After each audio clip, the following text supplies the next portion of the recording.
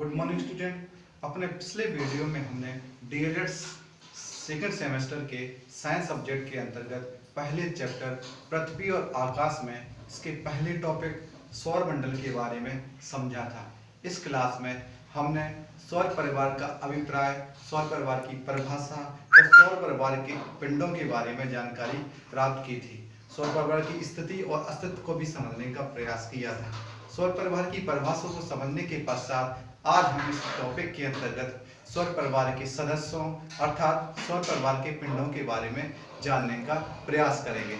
अंतर्राष्ट्रीय खगोल शास्त्रियों के संघ सम्मेलन में 2006 में सौर मंडल के मौजूद पिंडों को वैज्ञानिकों ने तीन श्रेणियों में बांटा।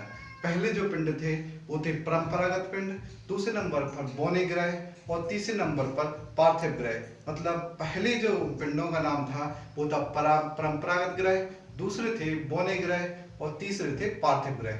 सबसे पहले हम यह जानने का प्रयास करते हैं कि ग्रह किसे कहते हैं, इसकी परिभाषा क्या है। ग्रह ऐसे पिंड जो स्वयं की धुरी पर घूर्णन करने के साथ साथ एक निश्चित समय में सूर्य का भी चक्कर लगाते हैं, अर्थात वो अपने ऊपर भी अपनी धुरी पर भी परिक्रमा करते हैं और सूर्य की भी परिक्रमा लगाते हैं। हमारे सौर मंडल में परंपरागत ग्रह जो हैं उनके नाम है बुध, शुक्र, पृथ्वी, मंगल, बृहस्पति, शनि, अरुण और वरुण।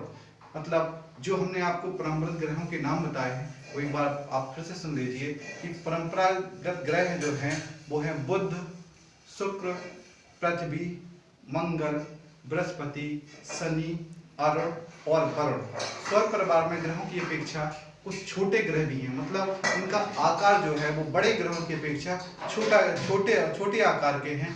उनके नाम हैं प्लेटो और सेरस। मतलब प्लेटो और सेरस जो ग्रह हैं वो और जो मुख्य ग्रह हैं उनसे आकार में छोटे हैं। अब तीसरा जो संघ में निर्णय लिया गया था वैज्ञानिकों द्वारा, उनका जो तीसरा प्रकार था वो था पार्थिव ग्रह। पार्थिव ग्रह वो ग्रह हैं जो पृथ्वी के समान या तो आकृति रखते हैं या पृथ्वी के समान उनका आकार होता है, जैसे बुध, शुक्र और मंगल।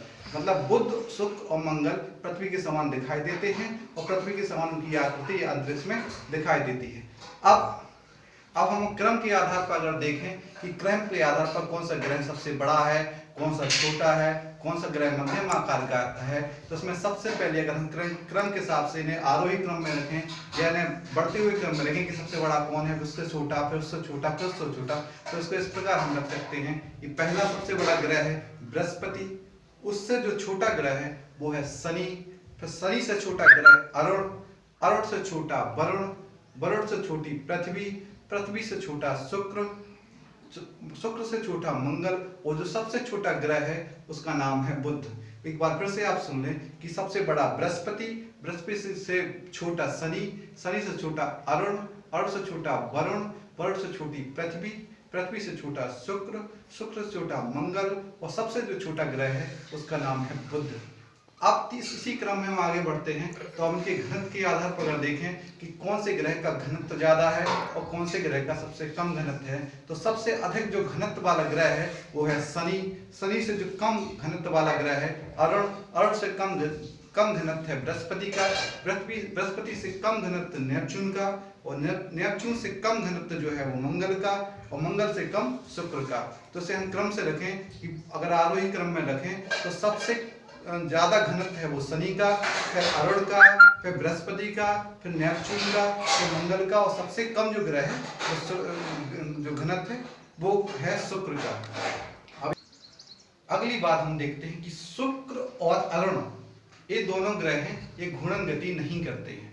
अब हमने आपको भी ग्रह समझाया जिनमें हमने आपको परंपरागत ग्रह समझाया, पार्थिव ग्रह समझाए और क्षुद्र ग्रह या छोटे बौने ग्रह समझाए। अब तीसरा आता है, दूसरा टॉपिक आता है उपग्रह। उपग्रह क्या होते हैं? उपग्रह ऐसे पिंड होते हैं जो ग्रहों की चक्कर लगाते हैं। जैसे चंद्रमा जो है वो पृथ्वी का चक्कर लगाता है, इसलिए पृथ्वी जो ग्रह है और चंद्रमा उसका उपग्रह है। सौर परिवार में तीसरा सदस्य आता है तारा। तारे वो होते हैं जिनकी स्वयं की ऊर्जा होती है, स्वयं का प्रकाश होता है। अतः ऐसे पिंड जो स्वयं अपनी ऊर्जा के द्वारा चमकते रहते हैं उनको हम तारा कहते हैं, जिसमें से हमारे सौरमंडल में सबसे ज्यादा बड़ा जो तारा है वो सूर्य है। ओके।